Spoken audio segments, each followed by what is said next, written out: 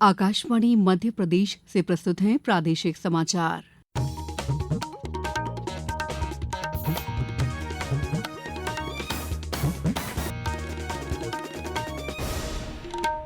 नमस्कार, समाचारों के साथ मैं दीपा सिंह। सबसे पहले मुख्य समाचार।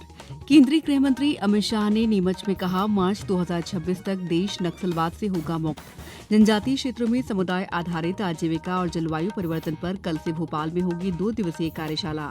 केंद्रीय कृषि मंत्री शिवराज सिंह चौहान ब्रिक्स देशों की बैठक के लिए ब्राजील के दौरे पर। और प्रदेश में एक बार फिर तेज गर्मी, 9 शहरों में तापमान 40 डिग्री के पार पहुंचा। अब समाचार विस्तार से। केंद्रीय गृह और सहकारिता मंत्री अमित शाह ने कहा है कि वर्ष 2026 तक देश नक्सलवाद से मुक्त होगा।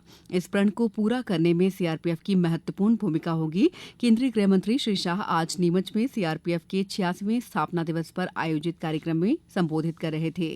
केंद्रीय मंत्री श्री शाह ने देश की आंतरिक सुरक्षा में सीआरपीएफ के कर्मियों के अदम्य साहस और समर्पण की सराहना की। कोबरा बटालियन आपके नेतृत्व में सीआरपीएफ के बाकी जवानों ने नक्सलवाद को समाप्त करने की दिशा में बहुत बड़ा योगदान दिया है और मैं आज आपको कहकर जाता हूं कि 31 मार्च 2026 इस देश में नक्सलवाद हमेशा के लिए समाप्त हो जाएगा। ये प्रण जो है वो आपके ही दम पर इस देश ने तय किया है। केंद्रीय मंत्री श्री शाह ने कहा है कि सीआरपीएफ के 3 लाख जवान देश में कानून व्यवस्था और शांति स्थापित करने के लिए कार्य कर रहे हैं। उन्होंने कहा, सीआरपीएफ दुनिया का सबसे बड़ा अर्धसैनिक बल है।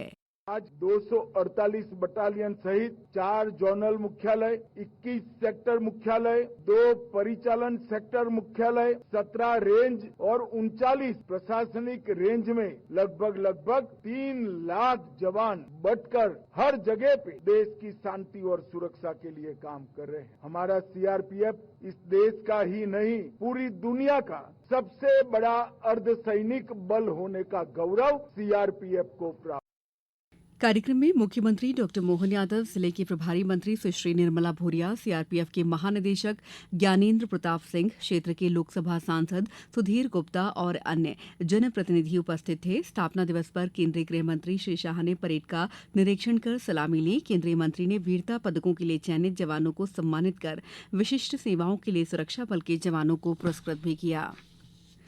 मुख्यमंत्री डॉक्टर मोहन यादव और केंद्रीय वन तथा पर्यावरण तथा जलवायु परिवर्तन मंत्री भूपेंद्र यादव मध्य प्रदेश के जनजातीय क्षेत्रों में वन पुनर्स्थापन, जलवायु परिवर्तन और समुदाय आधारित आजीविका जैसे महत्वपूर्ण विषयों पर कल 2 दिवसीय राष्ट्रीय कार्यशाला का शुभारंभ करेंगे।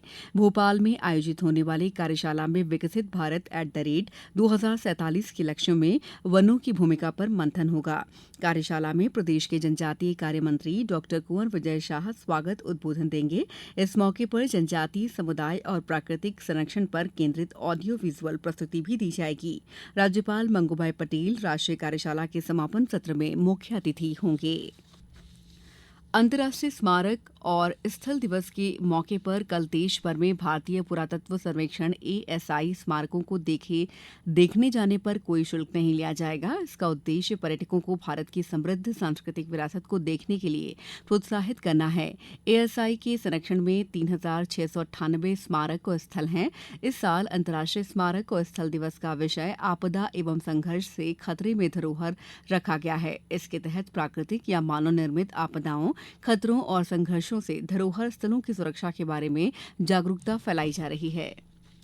सर्वोच्च न्यायालय ने आज वक्फ संशोधन अधिनियम 2025 को चुनौती देने वाली याचिकाओं पर सुनवाई की।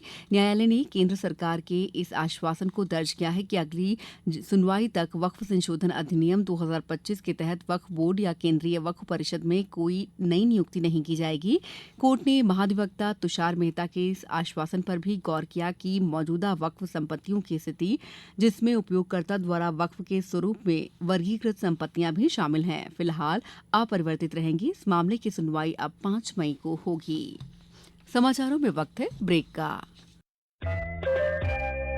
ये समाचार आप आकाशवाणी मध्य प्रदेश से सुन रहे हैं। ये समाचार बुलेटिन YouTube पर Madhya Pradesh news all India radio channel पर और Facebook साथ ही X प्लेटफॉर्म पर AIR न्यूज भोपाल पर सुने जा सकते हैं। इसके अलावा आप हमारी वेबसाइट newsonair.gov.in पर अथवा न्यूज ऑन AIR ऐप पर भी समाचार सुन सकते हैं। ब्रेक के बाद समाचारों में आपका एक बार फिर स्वागत है। रक्षा मंत्री राजनाथ सिंह ने कहा है कि सरकार ने रक्षा बजट का 75% भाग घरेलू कंपनियों से खरीद के लिए आरक्षित किया है।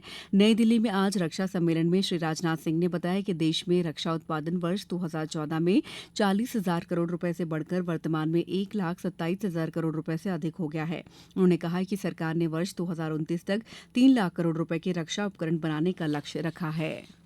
हमारा लक्ष्य है भारत को एक ऐसा देश बनाना जो न केवल अपनी रक्षा जरूरतें खुद पूरी कर सके बल्कि दुनिया की जरूरतों को भी पूरा करने में पूरा सहयोग कर सके। Make in India for the world, इस विजन के साथ भी हम लोग काम कर रहे हैं। आज भारत का defence sector global supply chains को रेजिलिएंट बनाने में बड़ी महत्वपूर्ण भूमिका निभाने के लिए तैयार है और आज भारत का डिफेंस सेक्टर जहां सेल्फ रिलायंस के रास्ते पर आगे बढ़ रहा है, वहीं ग्लोबल सप्लाई चेन्स को भी रेजिलिएंट बनाने में बहुत ही महत्वपूर्ण भूमिका निभाने को तैयार है। केंद्रीय कृषि और किसान कल्याण तथा ग्रामीण विकास मंत्री शिवराज सिंह चौहान ब्रिक्स देशों के कृषि मंत्रियों की 15वीं बैठक के लिए इन दिनों ब्राजील प्रवास पर हैं। इस दौरान उन्होंने ब्राजील में सोयाबीन उत्पादन प्लांट और टमाटर के खेतों सहित कुछ अन्य संस्थानों का दौरा किया। ब्राजील के सोयाबीन उत्पादन संयंत्र का अवलोकन करते हुए केंद्रीय मंत्री ने कहा कि भारत में सोयाबीन का उत्पादन ही नहीं बल्कि प्रोसेसिंग के क्षेत्र में भी ब्राजील के साथ मिलकर काम कर सकते हैं। अभी ब्राजील से भारत सोया तेल आयात करता है। उन्होंने कहा कि इस पर चर्चा की गई भारत से कैसे तेल का निर्यात हो सकता है। उन्होंने बताया कि भारतीय कृषि के और तेजी से विकास के लिए कृषि व्यापार समुदाय को आमंत्रित किया गया है। उन्होंने कहा कि भारत और ब्राजील दोनों मिलकर पूरी दुनिया की खाद्य सुरक्षा को सुनिश्चित करने का बहुत महत्वपूर्ण काम कर सकते हैं। World audio visual entertainment summit waves 2025 के create in India challenge season 1 के तहत एंटी पायरेसी चैलेंज के फाइनल में पहुंचने वाले विजेताओं की घोषणा कर दी गई है। सूचना एवं प्रसारण मंत्रालय 1 से 4 मई 2025 को मुंबई में वेव्स शिखर सम्मेलन का आयोजन करने जा रहा है। एंटी पायरेसी चैलेंज का उद्देश्य फिंगर प्रिंटिंग और वाटरमार्किंग समाधानों में तकनीकी प्रगति को बढ़ावा देना था। इस चुनौती में 1,600 से अधिक पंजीकरण मिले और 132 विचार प्रस्तुत किए गए। शीर्ष 7 फाइनलिस्ट वेव्स 2025 के दौरान अपने समाधान प्रस्तुत करेंगे। भोपाल समेत प्रदेश भर में भीषण गर्मी का सितम जारी है। ओले, बारिश और आंधी का सिस्टम कमजोर पड़ते ही प्रदेश में एक बार फिर गर्मी का असर बढ़ गया है। इंदौर, उज्जैन संभाग सबसे गर्म है। ग्वालियर, चंबल संभाग में भी गर्म हवाओं ने लोगों की मुश्किलें बढ़ा दी हैं। प्रदेश में कल 9 शहरों में दिन का तापमान 40 डिग्री के पार पहुंच गया। इसमें रतलाम, नर्मदापुरम, खंडवा, शाजापुर, खरगोन, नरसिंहपुर, उज्जैन, धार और गुना शामिल है। सबसे गर्म रतलाम रहा, जहां तापमान 42.6 डिग्री सेल्सियस रिकॉर्ड किया गया। पिछले 24 घंटों में पांडुर्ना और मनावर में बारिश हुई। वहीं सिवनी में ओलावृष्टि के साथ हल्की बारिश दर्ज की गई। अब कुछ समाचार संक्षेप में। अनूपपुर में प्रधानमंत्री कृषि सिंचाई योजना 2.0 के अंतर्गत वाटरशेड यात्रा अभियान के तहत मुख्य कार्यक्रम का आयोजन जनपद पंचायत पुष्पराजगढ़ के ग्राम पंचायत गिरारी खुर्द में 19 अप्रैल को होगा। शिवपुरी जिले में सन 1857 की क्रांति के प्रमुख योद्धा तात्या टोपे की याद में स्वराज संस्थान भोपाल और जिला प्रशासन के समन्वय से 2 दिवसीय शहीद मेला कल से आयोजित किया जाएगा। नर्मदापुरम जिले में अगले माह सभी ब्लॉकों में निःशुल्क खेल समर कैंप का आयोजन किया जाएगा।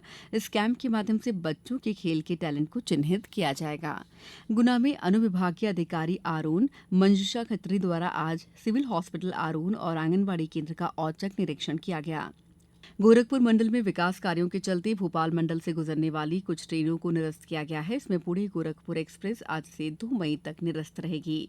खरगोन में देश का 448वां पासपोर्ट सेवा केंद्र की शुरुआत आज हुई। एसडीएम कार्यालय परिसर में सांसद गजेंद्र सिंह पटेल ने इसकी औपचारिक शुरुआत की। इस बुलेटिन में बस इतना ही। अगला बुलेटिन कल सुबह 7:10 पर। नमस्कार।